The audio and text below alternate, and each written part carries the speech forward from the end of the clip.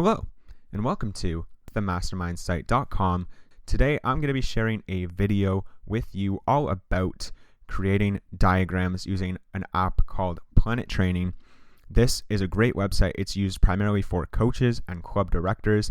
However, anyone looking to create diagrams about the game can get a lot out of using this great app. So I'm going to be walking you through it today and showing you all of the tools you need to have success creating diagrams using this app.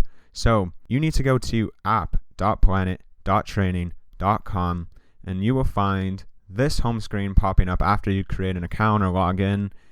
This is your basic start page to go to all of the different areas of the site. However, most of these features here that you're seeing are paid premium versions of the app. Basically, all we need on this app is the create a new exercise tool, and that's all we're really going to be using, and that's basically all you get in the free version. So I just have a free version of this, and honestly, I find it great to use, even though I know that it is limited in some regards. So where we're going to go after we log in is to this little sidebar here, and we're going to click on new exercise. And then this is one of the main problems with Planet Training right off the bat. It's that you need to create all of this text to actually save your image, but we're going to do some things to bypass that.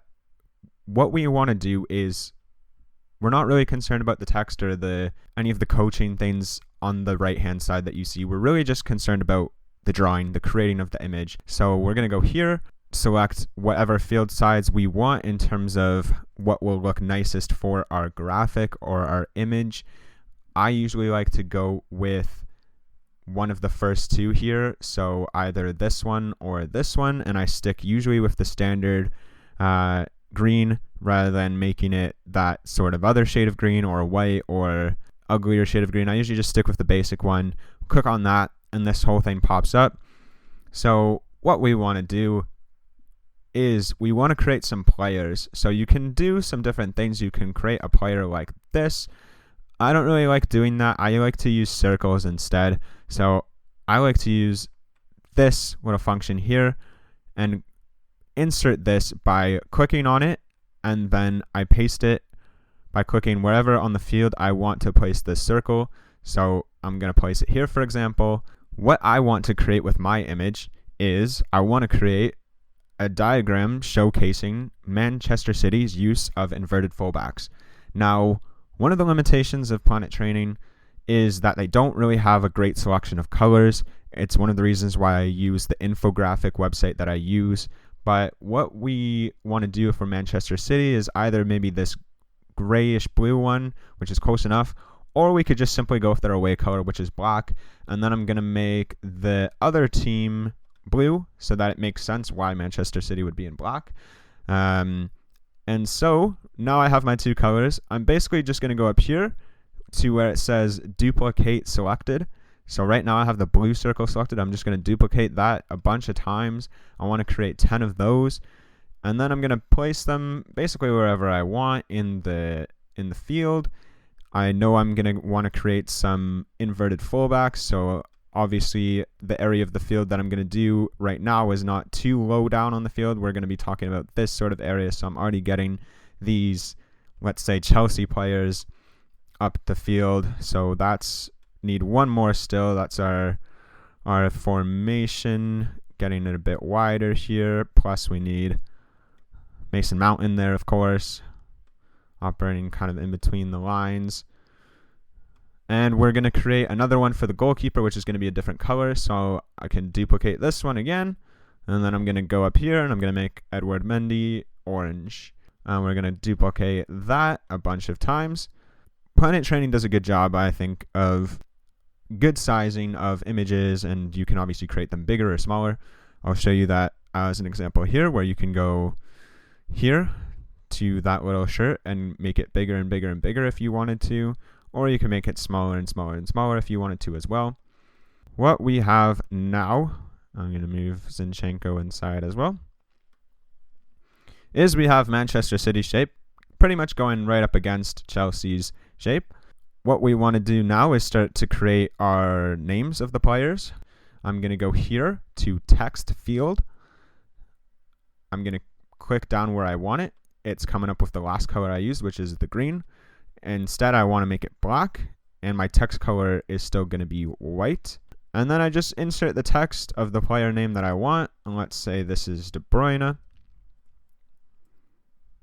And I won't go through every single player name, obviously, but this will give you a sense of that kind of thing that we're doing here. Then I might want some arrows in here. So actually, first I'll get the ball in there. So here is the ball with John Stones. And if I wanted to make it just a little bit bigger, so it's a little bit more visible, again, I can go to this little shirt icon, image size, plus, make it a little bit bigger. Now we can more visibly see the ball. Let's put it on his right foot on this side here. And then what I'm going to do with these arrows is I'm going to make them the exact same colors as the team. So this is going to be a black arrow as John Stones is playing the ball into our inverted fullback Cancelo, as the Chelsea player tries to intercept, let's say. So I'm going to use a squiggly arrow to demonstrate that there's movement, and I'm going to use a basic flat arrow to demonstrate that the player is making a pass or making a shot. If I wanted to do a cross or make the arrow a little bit different in style, I could use this cross pass one, and that gives me lots of different options to make a nice crossfield pass with that one. I don't really use any of the other ones too much, but you can use this one if you want to do something different for the shot portion of it. I just think that one looks a little bit weird compared to the basic arrow there. So let's say instead that he's not trying to intercept the ball here and he's actually trying to pressure John Stones. That looks pretty nice there. Obviously, I don't have every player name in there. You don't really have to. It's really up to you on how you do it.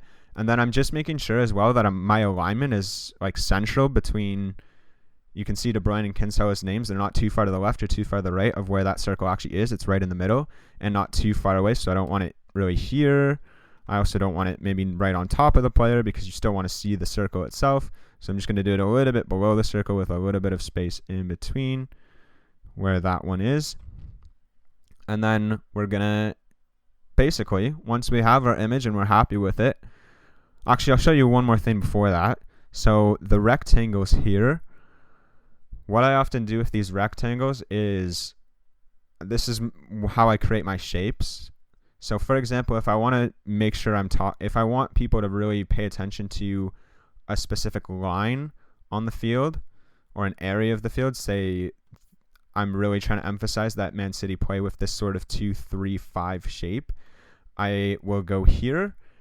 I will make this black, but I will go into fill. I don't want it to be any fill, so I'm going to go there.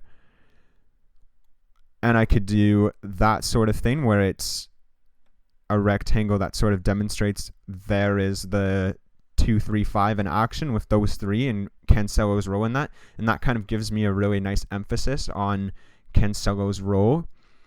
But I could also do this as well, and sometimes I do this method instead, where I do a little bit of fill, and then I make it, instead I decrease the opacity. So that's the next one after the pencil, this little, I don't know what you call it, watermark kind of symbol there, where I'm going to decrease the opacity and give it still a nice look there so you can kind of see the whole area of that section rather than just an outside border. I don't really have a preferred method of which one I like more.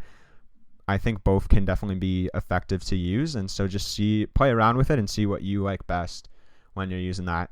If names isn't really your jam, you can also do this where you have the number instead, and you can just go with a number 9, for example, would be the player up here.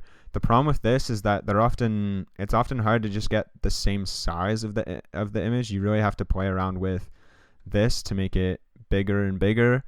But sometimes I will still do that, and I'll insert it actually in the circle itself, and then I know that it's the same size all the way around. If I want to talk about a triangle, that's easy, obviously.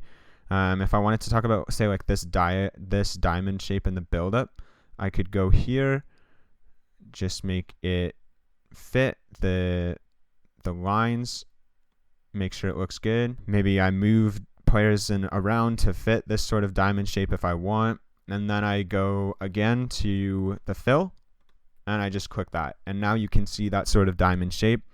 The triangle shape works just the same. You can kind of move the triangle around to suit your needs and whatever kind of shape you want.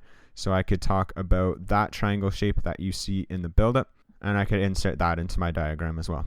Once you're done your diagram, so Snipping Tool is what I use.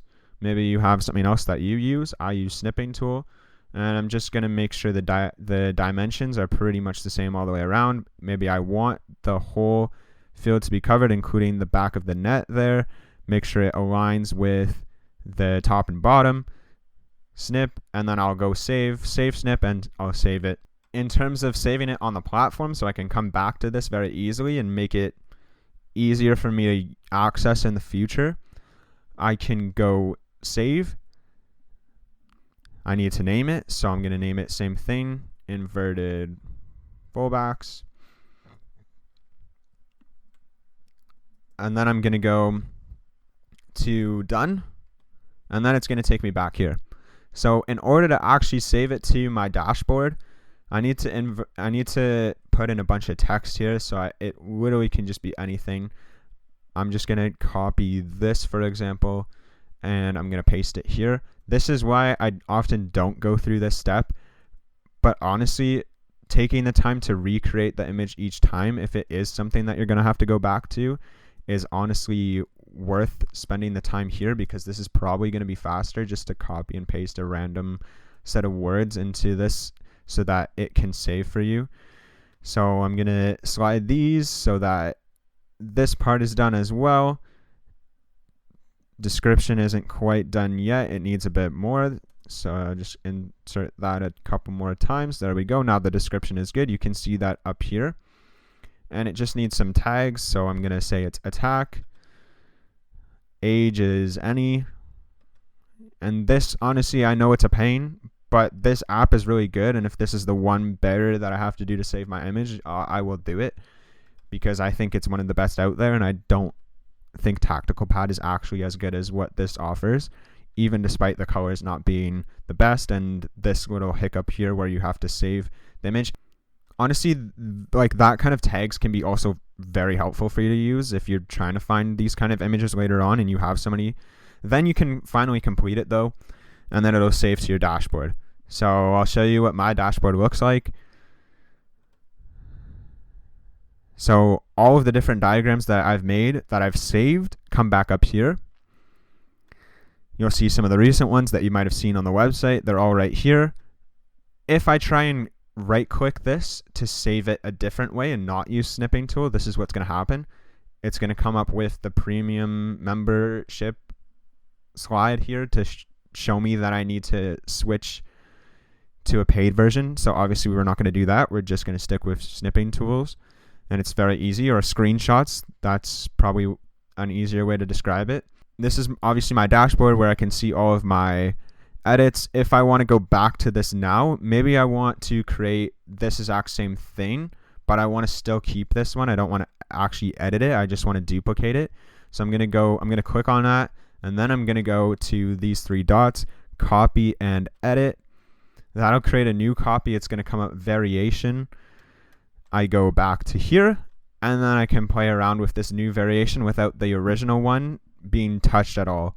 And then I can easily just kind of do that sort of thing very easily without having to insert all 22 items all over again with all the different names. It's much easier if I just create one and then copy and edit.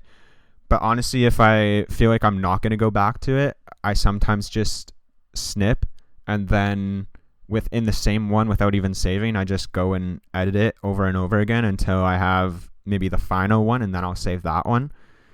So that's really what you can do to get by having to do this so many different times, because now I don't need to insert all of this text already again because I've already done it. It's just a copy of the exact same one that I've already done. Complete, done. If I want to come and snip that later on, I can, but I'm not going to do that right now. And that's really it. It's a good tool. It's really helpful.